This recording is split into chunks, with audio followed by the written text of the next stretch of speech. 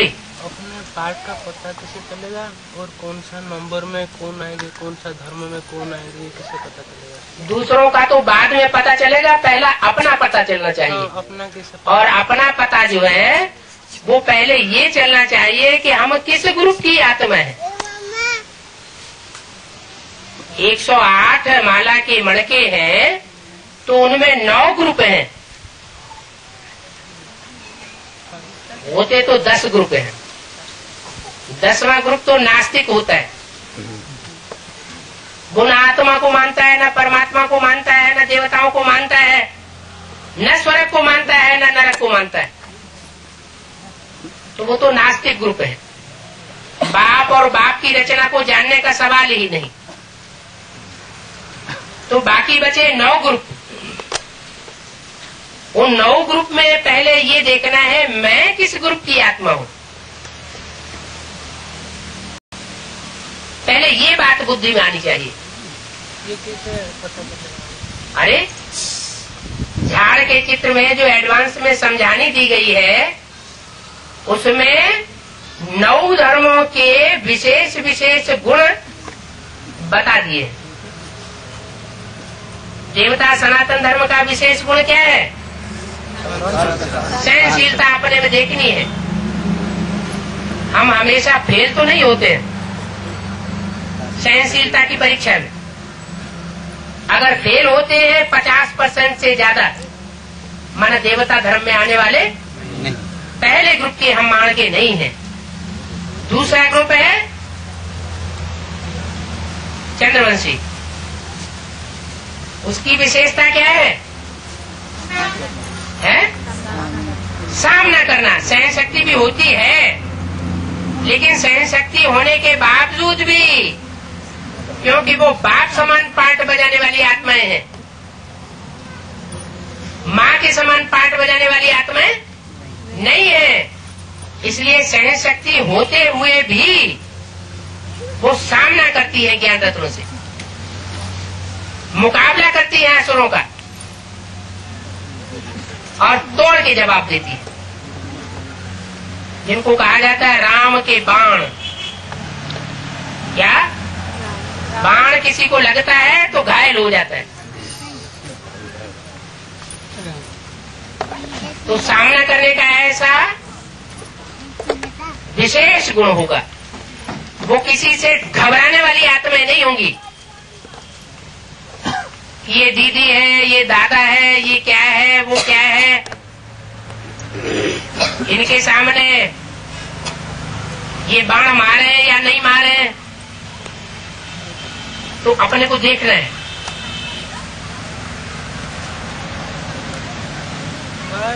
कहाँ सामना करना है और कहाँ सहन करना है वो भी हिसाब रखना है। जो ब्राह्मण परिवार है, ब्राह्मण सो देवता बनने वाला, उसके सामने क्या करना है? अपने परिवार के अंदर छोटे छोटे बच्चे होते हैं, बच्चे को गोद में माँ बाप लेते हैं, बाप उनको सर पर चढ़ाते हैं प्यार में, और बच्चा क्या करता है? उसकी नाक, उसके कान, उसके आंख, मुख, दाढ़ी नोच लेता है। तो बाप उस बच्चे के प्रति सहनशीलता का पाठ बजाता है या सामना करता है? सहनशीलता का पाठ बजाता है। तो ये भी देखना है कि हम सामना करना या न करना, ये कहाँ करना है, कहाँ नहीं करना है, वो भी बुद्धि में अच्छी तरह बैठा हुआ। तीसरा ग्रुप कौन सा? इस्लाम ग्रुप। इस्लामियों की क्या विशेषता बताई है? महाकामी माना क्या, कामी माना क्या और महाकामी माना क्या है? अगर पहचान ही नहीं होगी और महाकामी महाकामी बोलते रहेंगे तो समझ में आ जाएगा। कामी तो सारी दुनिया है, मनुष्यों से लेकर कीट पशु पक्षी पतंगे और यहाँ तक कि नंबरवार ब्राह्मण भी। लेकिन महाकामी सब नहीं होते। जैसे सिख धर्म में क्या कहते हैं, एक नारी सदा ब्रह्मचारी। और प्रैक्टिकल में देखो भी, जो भी गुरुद्वारे में जाने वाले सिख हैं उनके प्रैक्टिकल जीवन को देखो। भले विदेशों में जाते हैं या विदेशों में रहते भी हैं तो भी उनके जीवन के आचरण को देखो। एक नारी सदा ब्रह्मचारी माना सच्चा सिख है। तो कामी होते हैं या नहीं होते हैं? कामी होते हैं, लेकिन उनको महाकामी नहीं कहेंगे। तो महाकामी की लिस्ट में कौन हुए? जो व्यभिचारी होते हैं। क्या? एक से जिनकी संतुष्टि नहीं होती,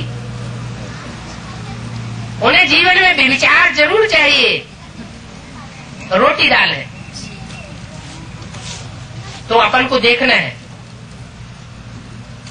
हम इस ग्रुप में हैं या नहीं है।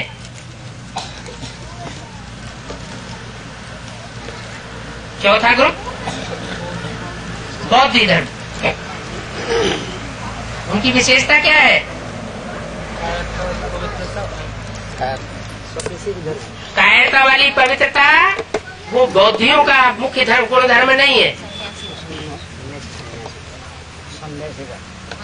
उनका मुख्य गुण धर्म है अहिंसा परमो धर्म। वो हद की अहिंसा को विशेष महत्व देते रहे और अभी भी दे रहे हैं। हिंसा नहीं करनी है, किसी के ऊपर वार नहीं करना है। भले कोई हमारे बीवी बाल बच्चों को उठा के ले जाए, लेकिन उसके ऊपर हमला नहीं करना है। तो अंजाम क्या होगा? इसलिए बौद्ध धर्म की सत्ता, राज सत्ता सिर्फ शुरुआत के 500 वर्षों तक कायम रही। उसके बाद बौद्ध धर्म संसार में राज्य नहीं कर सका। अगर परमात्मा बाप का राजाई का वर्षा लेना है तो परमात्मा बाप ऐसी अहिंसा नहीं सिखलाते। अपना और अपने परिवार का, अपनी शरण में आने वालों का और अपनी आत्मा की सुरक्षा नहीं कर सके, अपने जीवन की सुरक्षा नहीं कर सके, तो ऐसी अहिंसा से क्या फायदा? आत्मरक्षा का अधिकार हर मनुष्यात्मक है। आपघाती, आत्मघाती, महापापी कहा जाता है। तो ऐसा महापाप भी नहीं करना है। तो देखना है हम इस ग्रुप में तो नहीं है।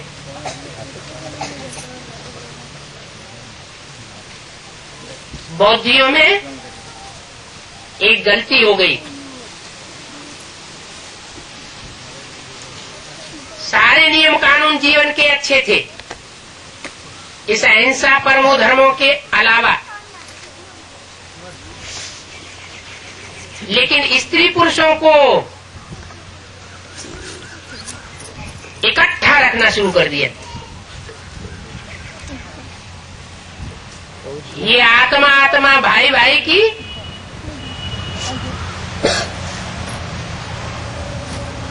जो नॉलेज है उसका व्यतिरेक हो गया। ऐसे आत्मा आत्मा भाई भाई नहीं हो जाता है। स्त्री चोला और पुरुष चोला के स्वभाव में बहुत अंतर होता है। स्त्री पुरुषों को इस द्वैतवादी दुनिया में, देह अभिमानी की दुनिया में साथ साथ रखा जाएगा, तो आग जरूर लगेगी। इसलिए बाबा का क्या मुहावरा है, आग कपूस है इकट्ठा रह न सके। सन्यासी भी ये बात कहते हैं, इकट्ठा रह न सके। माना जब तक हमारी आत्मिक स्टेज पक्की नहीं बनती है, हमारी आत्मा को हमारे 84 जन्मों का पूरा पार्ट का पता नहीं लगता है, तब तक हम अपने को 100% आत्मा आत्मा भाई भाई नहीं कह सकते। समझना अंदर में अलग बात है। तो देखना है हम इस ग्रुप में तो नहीं है। उसके बाद है क्रिश्चियंस का विशेष स्वभाव गुण धर्म क्या बताया। कोई भी क्रिश्चियन होगा, कोई क्रिश्चियन धर्म में कन्वर्ट होने वाली आत्मा अगर ब्राह्मण धर्म में है तो उसके अंदर ये गुण जरूर देखा जाएगा। वो कितना भी छुपाना चाहे वो छुपा नहीं सकता। क्या पांव पेंट शो जरूर करेगा, दिखावा बहुत करेगा। और दूसरा अंदर से अति का क्रोधी होगा और बाहर से दिखावा ऐसे करेगा कि बहुत सभ्य है। जैसे ही मौका देखेगा वैसे ही बाहर कर देगा।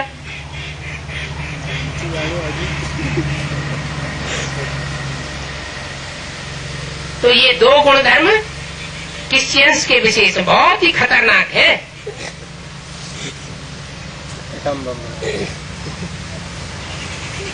इतने खतरनाक है कि दुनिया को अपनी मुट्ठी में रखने के लिए ऐसी खतरनाक बारूद तैयार कर लेते हैं जिसका नाम एटम बम पड़ा।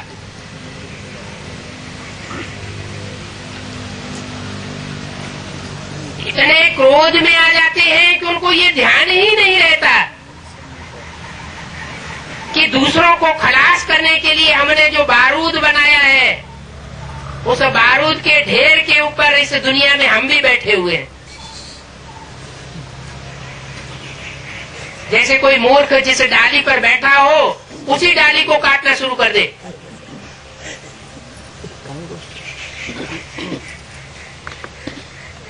इसके बाद अगला धर्म संन्यास धर्म। उनका विशेष गुण धर्म क्या है, कायरता वाली पवित्रता। वो घरघाट को छोड़ करके जरूर भागेंगे और दुनिया के सामने ये दिखाएंगे हम बड़े भारी पवित्र हैं।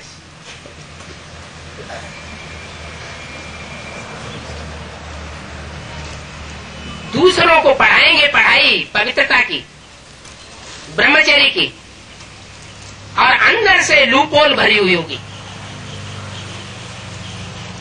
उस लूपोल को छुपाने के लिए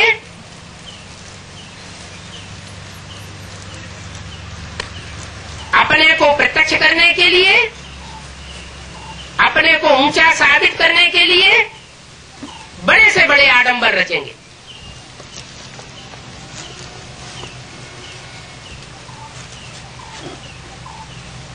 इसके बाद अगला धर्म संन्यास धर्म हो गया। हाँ, मुस्लिम धर्म। मुस्लिम धर्म का विशेष गुण धर्म क्या है, लोभ और काम्य। वो तो इस्लामियों से ही पैदा होते हैं, इसलिए काम विकार तो होता ही है, व्यभिचार तो उनमें चलता ही है। इतना तक व्यभिचार चलता है कि आज भी मुसलमानों में बहन के साथ शादी होती हुई देखी जाती है। बुआ की लड़की लड़के से, मामा की लड़की लड़के से, चाचा के लड़की लड़के से शादियां की जाती है। वो तो है ही, लेकिन एक विशेषता इस्लामियों के मुकाबले और है, वो है लोभ। इतने लोभी होते हैं, इतने आतताई बन जाते हैं लोभ में आकर के कि वो मार काट मचा सकते हैं, खून खराबा कर सकते हैं, देश के देश नेश नाबूद करना चाहते हैं। जैसे भारत की हिस्ट्री में ये देखा गया, यहाँ की संपत्ति को, सोमनाथ मंदिर को लूटने के लिए उन्होंने कितने अत्याचार किए।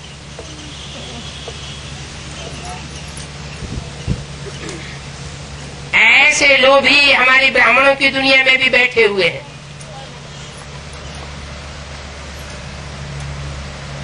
खींच खींच करके पैसा ले रहे हैं।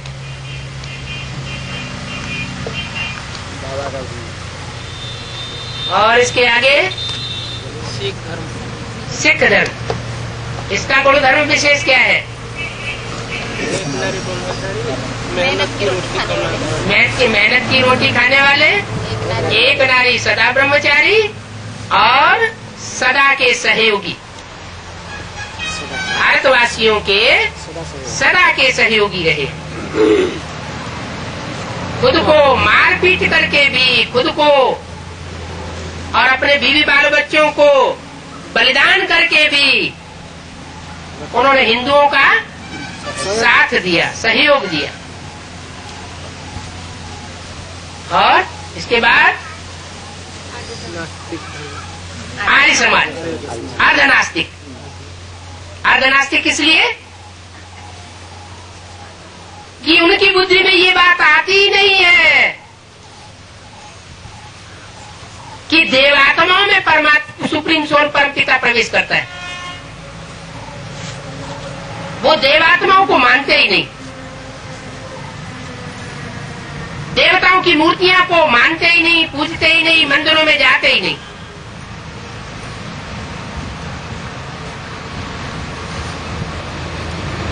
देवताओं का तिरस्कार करते हैं।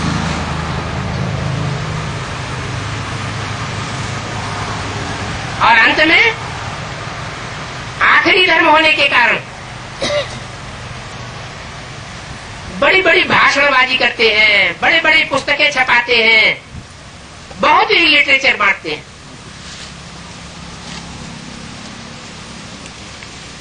और वो आत्माएं वो हैं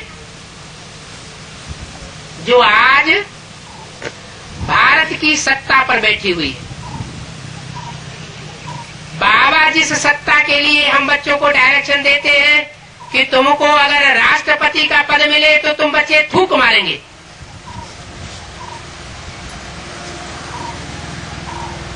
उन्हें अगर आज की दुनिया में छोटा मोटा सत्ता का पद भी मिलता है तो तुरंत ग्रहण कर लेते हैं। सत्ता के लोभ में आकर के भगवान को जानते हुए भी नहीं जानना चाहते। पहचान होते हुए भी नहीं पहचानना चाहते। उनको कहते हैं कौरव।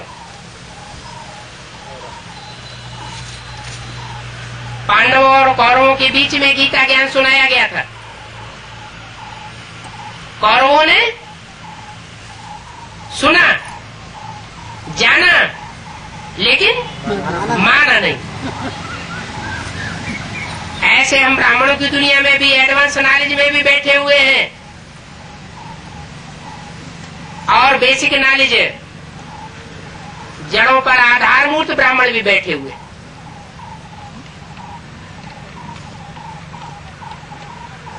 तो देखना है ये 9 ग्रुप्स हुए, इन 9 ग्रुप्स में हमारी विशेषता कहाँ फिट होती है।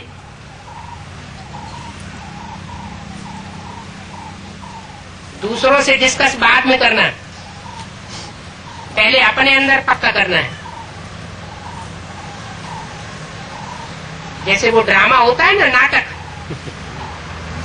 तो नाटक में कहा जाता है भाई आप कौन सा पार्ट बजाएंगे, आप कौन सा पार्ट बजाएंगे बताओ। तो डायरेक्टर पहले तो पूछता है, तो चॉइस करने वाले चॉइस करते हैं। तो यहाँ भी हम बच्चे स्वतंत्र हैं। जिस आत्मा का जो पार्ट होगा उसको वही अच्छा लगेगा, दूसरा अच्छा ही नहीं लगेगा।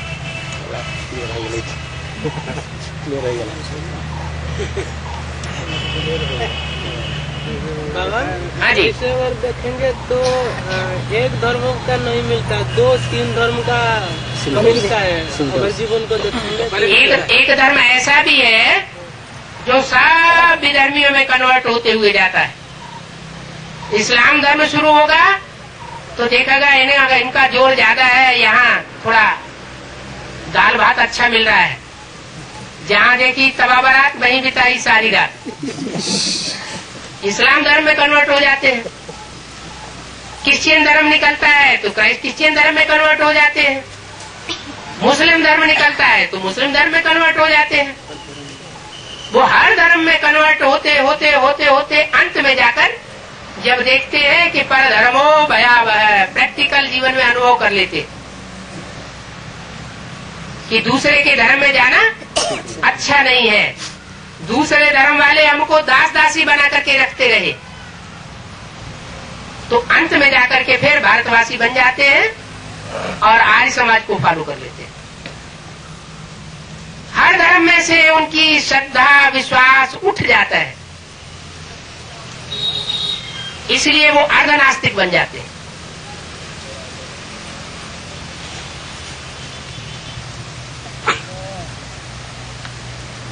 तो अभी ये भी बात सही है।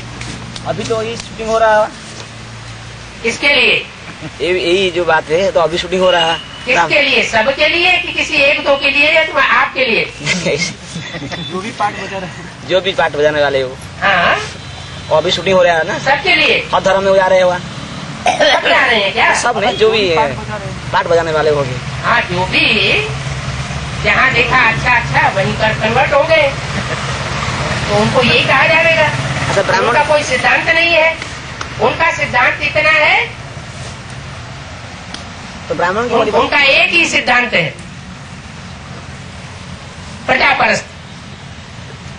जहाँ हुजूम देखेंगे वहां जाएंगे, हुजूम के आधार पर राजा ही ले लेंगे।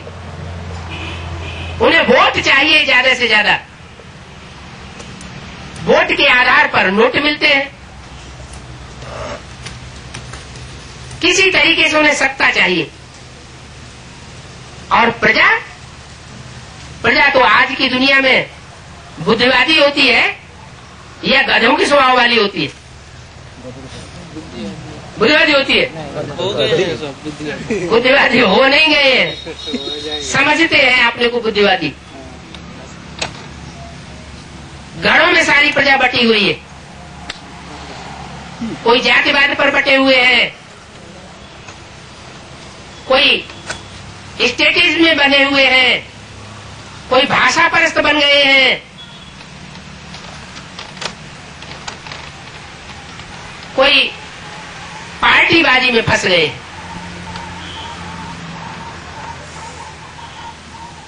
सिद्धांत को कोई नहीं देखता।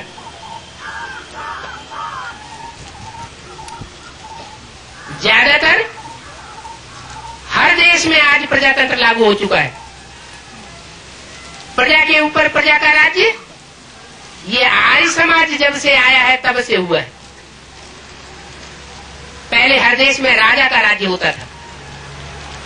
2500 वर्ष की हिस्ट्री मौजूद है, दुनिया की और भारत की भी।